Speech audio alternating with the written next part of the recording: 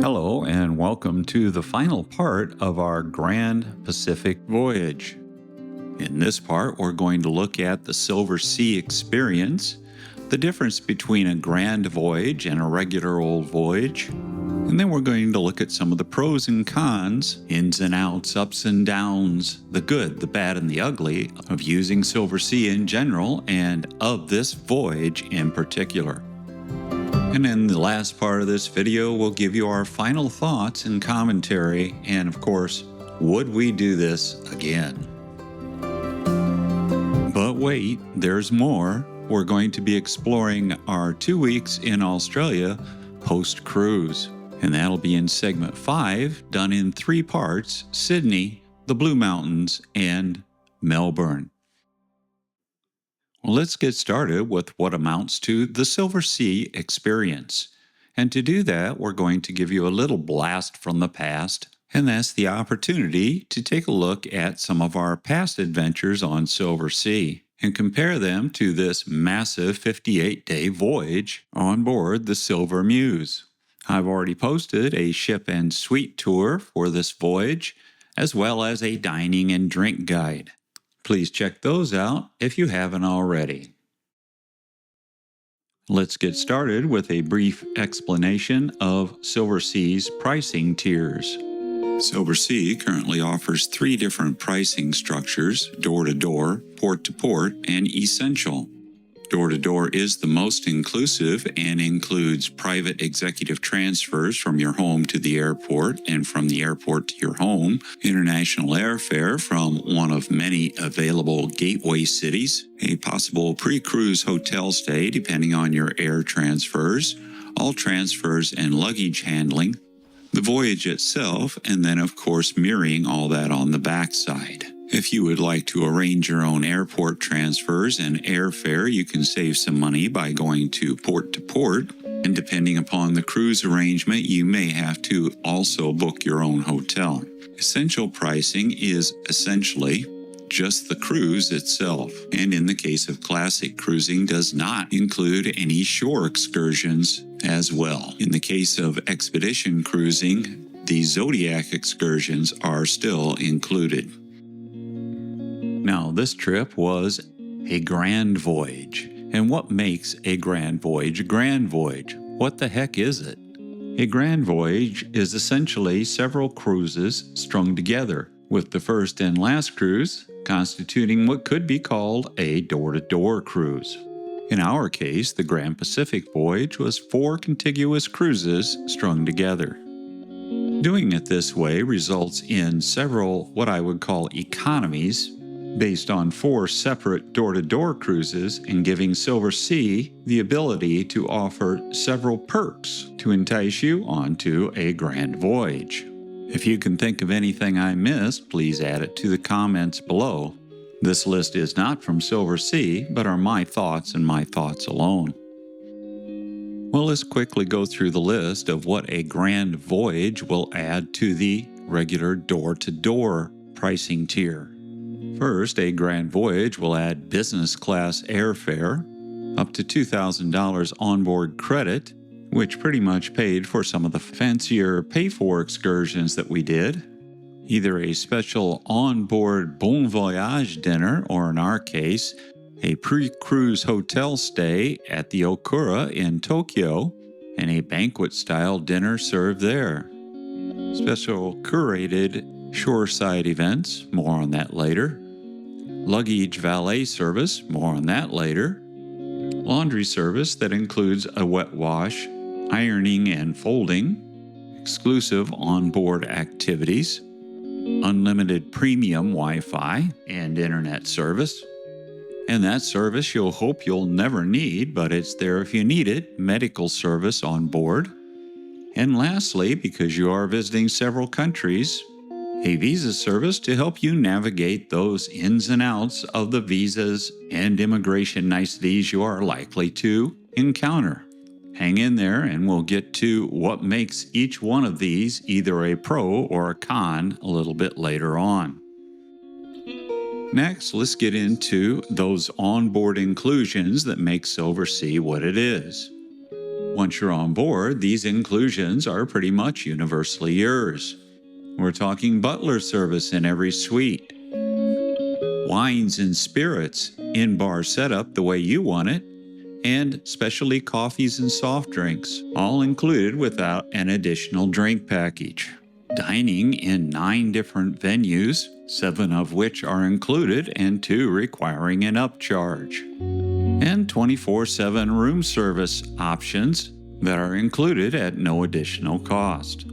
Of course, all of your onboard shows, entertainment, and activities, along with some special events, are also included. At least 1 excursion is included in every port, usually more. And Silversea also includes port shuttle service in most ports that will get you into and back from town. Every guest in every suite has unlimited Wi-Fi and internet access. More on that in just a moment. And lastly, all onboard gratuities are included in the fare. More coming up in the pros and cons section on whether these and the Grand Voyage inclusions are a pro or a con. So let's take a good look at the pros and cons and the ups and downs of this particular voyage and the inclusions and amenities offered by Silversea.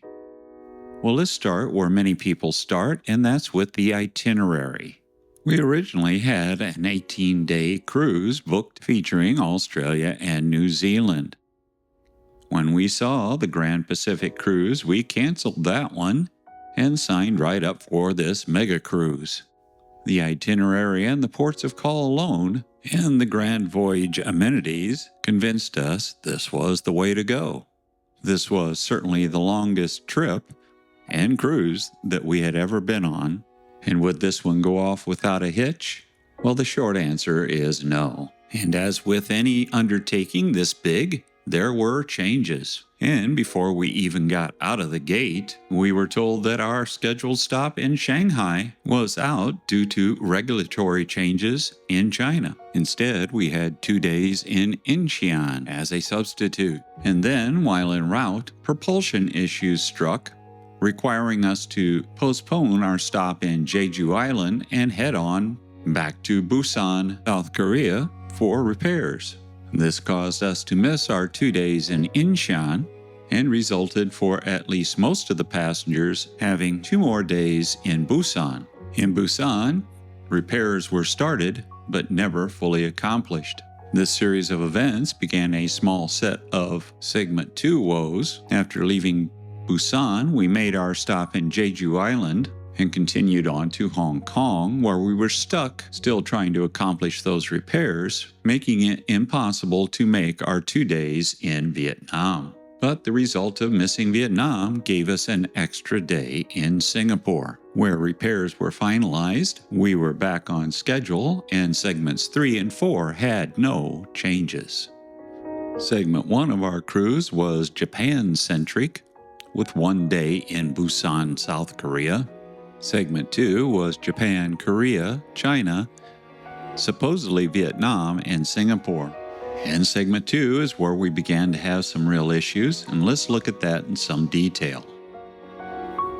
Yokohama is both the end of Segment 1 and the beginning of Segment 2. It was during this segment that we experienced some mechanical problems right after leaving Kagoshima, and those problems dogged us all the way to Singapore. We were experiencing mechanical difficulties now described by the captain as propulsion issues. So instead of making our way to Incheon as we were scheduled to do, we instead turned back towards Busan and would spend 2 more days in Busan trying to get those propulsion issues fixed.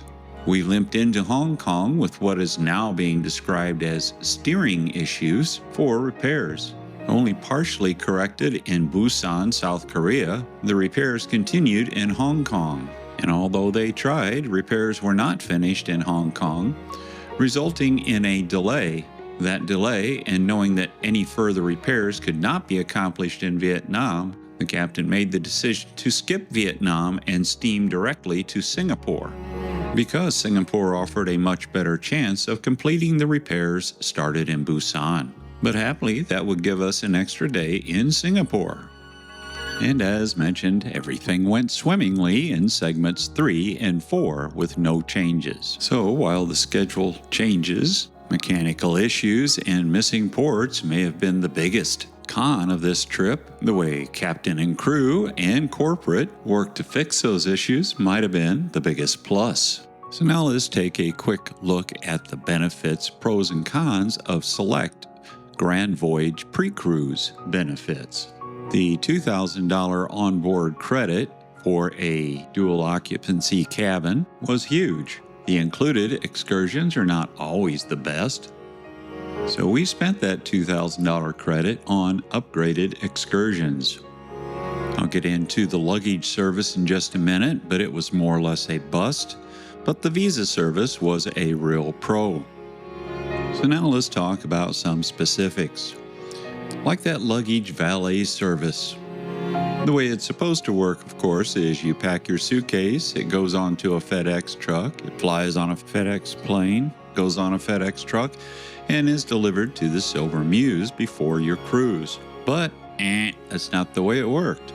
We received this letter after making arrangements to have our luggage sent on, telling us that Japan was having none of it and would not accept any unaccompanied luggage. Well, what about the way back, you may ask? Well, that unfortunately was also a bust. The restrictions on what you could load in your suitcase and send back were so restrictive that I just had to say, forget about it. According to Silversea, it was clothes only and no exceptions. Well, my problem was I wanted to send this keyboard back and a load of chocolate that we had purchased in Japan to avoid hauling it around for the next 2 weeks in Australia. But regardless, Silversea didn't have to spend any money on this service if we didn't use it, so they refunded us the value of that service, which was substantial. Well, would it work for you? Well, not on the Japan side, but on the return trip, it could and did have people that were using it. But for us, it was a definite bust. But now, a few words about the all-important travel aspects. Because the Grand Voyage provided door-to-door service, we were entitled to the private executive transfers that are handled by Black Lane Limousine, and as in the past, we found that service to be effective, efficient, and once booked, something else we did not have to worry about. The other absolutely huge travel benefit was the business class airfare. We flew to Tokyo via Japan Airlines on their new A350-1000 aircraft, and business class was very nice. On the way back, we utilized United, and while not quite at the same level as the JAL flight, it was roomy and comfortable. And although this doesn't occur on every Grand Voyage, we had a pre-cruise stay in a 5-star hotel, complete with a Bon Voyage banquet. We stayed at the Okura in Tokyo. The Okura is a beautiful mishmash of the modern and traditional Japanese. The room was absolutely fantastic, huge, and had amenities galore. We found this on the bed amongst the paperwork, and we were invited to dinner at a Bon Voyage banquet on the 41st floor of the Prestige Tower. The food and the presentation was mind-bogglingly good. After the wonderful banquet, we went to bed, got up the next morning, had time for a walk about Tokyo before heading off to Yokohama for Embarkation. Embarkation was smooth and fast, and soon enough we were on the Silver Muse, enjoying a welcome glass of champagne. Now, a Grand Voyage offers additional perks once you are on board as well. One of the biggest being laundry service. There are also exclusive onboard activities, unlimited premium Wi-Fi and internet, and medical service in the onboard medical center if needed. Laundry service on a cruise this long is absolutely fantastic. Out by 9 in the morning, back by 6 o'clock, you would get your clothes freshly washed pressed and folded or on hangers according to your requirements. There are also guest laundromats on most passenger decks, free to use for all passengers. There are also a number of exclusive Grand Pacific Voyage onboard activities. Those included invitations to breakfast, dinner, lunches, special events such as this one that would have cost you $350 if you had not been a Grand Pacific Voyage guest. Another big inclusion for the Grand Pacific guest was medical services, included without charge. Although the medical center is rather limited, it was a huge comfort to know that you could go there and receive service at any time during the voyage and not pile up ridiculous medical charges. Here's one I mention every time because it's important to me. Standard internet on Silverseas sucks. You are limited to about 10 megabits up and down, at the most. However, the premium internet was a different animal. It was about 40-some megabits per second download and between 10 and 15 megabits per second upload. Not all that great, but still much better. You could actually even stream Netflix if you had a mind to. So if you board a Silversea ship and you're not in a suite that offers premium Wi-Fi as a benefit, and you can't live with the crappy standard variety, you can go to reception and have it upgraded for $30 a day. There was one Grand Voyage perk, shoreside as well, and that was 2 curated shoreside events. Check out Segment 2, Part 1, and Segment 4, Part 1 for more on those 2 excursions. Well, let's continue on and pick out some of those normally included Silversea inclusions, along with a few comments on what we thought. We'll start with the idea of butler service in every suite. If you've watched some of my past videos, you'll know that we found the butler service, in most cases, rather good, and in a couple of cases we found the butlers almost non-existent, detached, and rather unhelpful. And this time, well, we found both of our butlers. It was such a long trip, we wore one out. Actually, his contract had ended. Both friendly, engaged, and very helpful. If you want to know what a butler can do on Silversea, check out this link. So while butler service on this cruise was a big pro, lackluster butler service can definitely become a con. And considering the cost of drink packages on other lines, it bears mentioning again that wines, beer, and spirits are all included on a Silversea voyage. But it's not just alcoholic beverages that are included, it's also all specialty coffees, teas, and all soft drinks. And I think it would only be fair to mention that on this particular voyage, I had a little bit more trouble finding that perfect bottle of wine for no additional money. But open up your wallet, of course, and your wine and drink possibilities will certainly expand and get you to onophile nirvana. Silversea also touts its dining as world class. And while that's a pretty ambitious statement, I would agree that it is very good in most cases with only minor exceptions. So overall, we have to rate dining with a thumbs up and a pro. Was the dining experience perfect? Well, no. But check out my recently published dining and drink guide for all the deets on this entire cruise. Now, we really didn't use room service that much. We did do a caviar service with canapes one day, and it was extraordinarily good. So along with 24/7 availability and an extensive menu, along with never a upcharge, we also think room service is a pro. Now, we have been traveling on Silversea ships for about 3.5 years and have seen a distinct, noticeable, and constant improvement in their entertainment.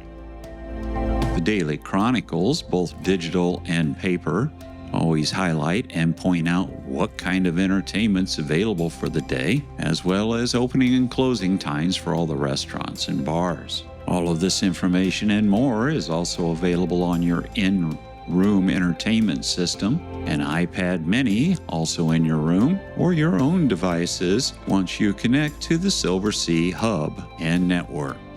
Entertainment on board, at least as I see it, is broken up into different groups, like the headliners. At least once a week, a new headliner would come on board and do 3 shows, ranging from magicians to singers, and even a comedian or 2. All of them were outstanding.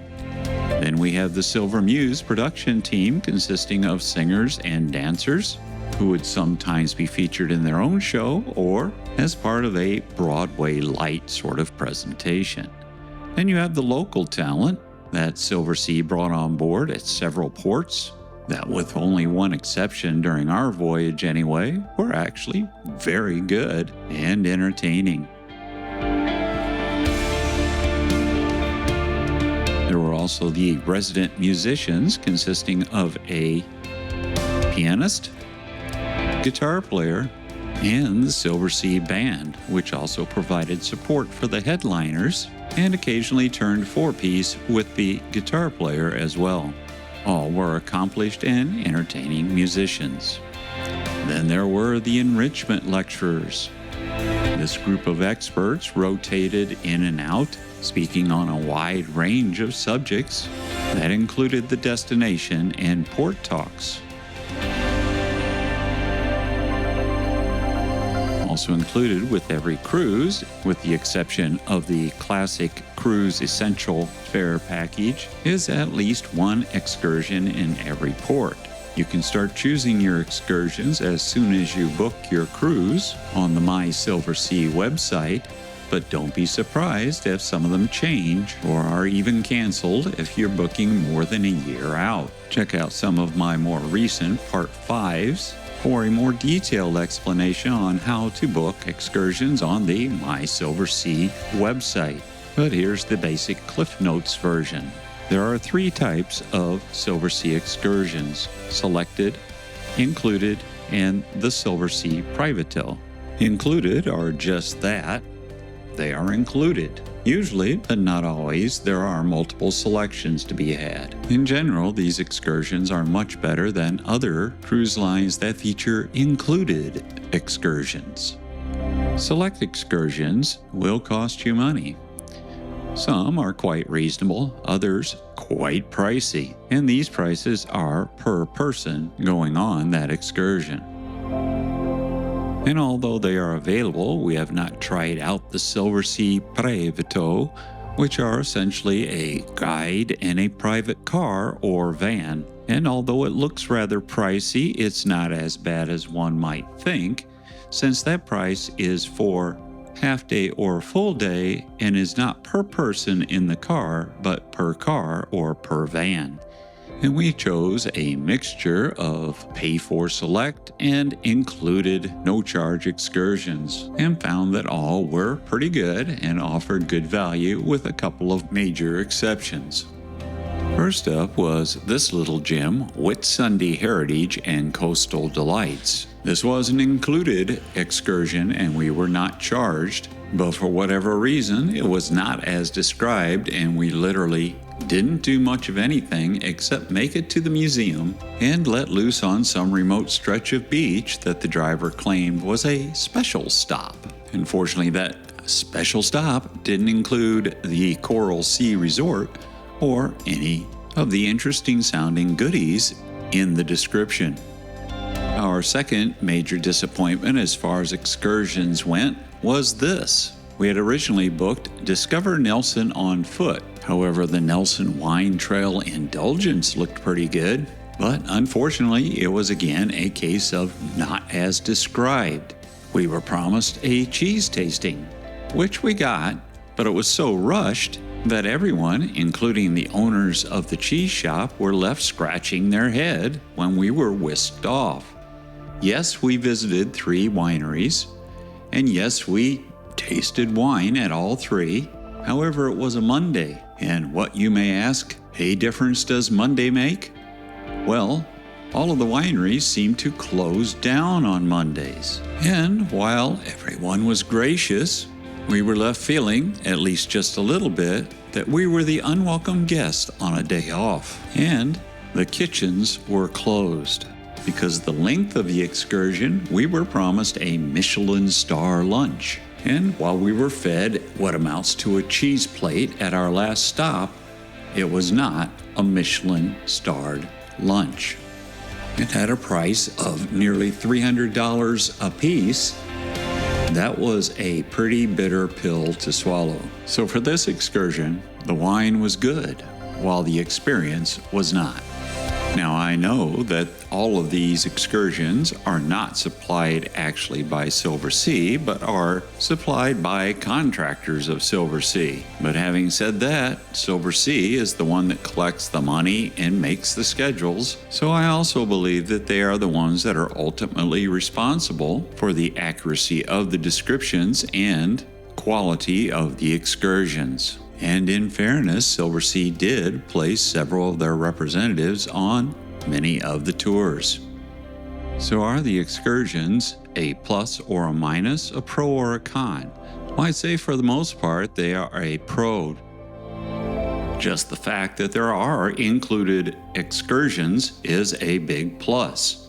And yes, the quality, the content, and the value in time and money varies considerably. And one last thing we noticed on the last couple of trips is that the quality and quantity of the included excursions is getting less. Please let us know in the comments below if you agree or disagree. I keep coming back to the idea of the included internet, and happily for us, we had the premium included for this trip and not subpar standard internet. Another very worthwhile inclusion are the onboard gratuities. Silversea claims that they are neither asked for nor required, and that is indeed true.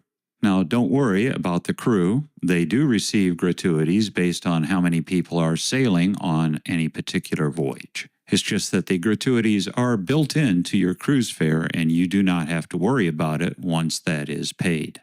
Of course, if someone gives you extra special service and you want to recognize them, you are more than welcome to leave them something a little extra.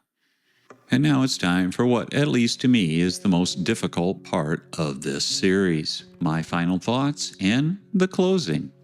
Well, let's talk about ship and crew briefly. On this particular voyage, everyone was, for the most part, absolutely wonderful. From the captain and the officers to everyone else on the cruise that we interfaced with, were happy and friendly, accommodating, and without fail were happy to go the extra mile to make your stay the best it could be. It is also my humble opinion that Silversea floats some of the best, friendliest, and well-trained crews upon the seven seas. Overall, I'd have to judge our experience as very favorable. Yes, there were changes, and yes, there were mechanical problems on this trip, but I have to commend captain and crew for being very flexible, adapting, and overcoming those issues, and still in the end delivering an experience, at least to me, that was well worth the cost of admission. Those of you that have traveled upon Silverseas before, at least hopefully the majority of you, will agree. Did this cruise and this experience live up to the hype, the time, and the money we invested? I'd say we both agree that yes it did. So this brings me to the end and my final closing statement. And the question, would we do it again? Well, yes. Probably. If the perfect itinerary presented itself wrapped in a package like this, I'd have to say yes, we probably would. Having said that, I think we are logistically and mentally now better prepared for long trips like this. And thinking upon it, I think the sweet spot is really less than 30 days, more than 16. But hey, would we do it again? Well, never say never. Well, thank you so much for watching, and please do me a favor and like, subscribe, and ring that notification bell to be kept up to date with new releases. This is the final video in our Grand Pacific Voyage series, but not the final video for our adventures on the Pacific Rim. Stay tuned for Australia. We spend 2 weeks post-cruise in Australia, where we will visit Sydney, the Blue Mountains, and the Melbourne area. Please check out some of our other videos, and as always, safe and happy travels from T's Cruise and Travel Muse.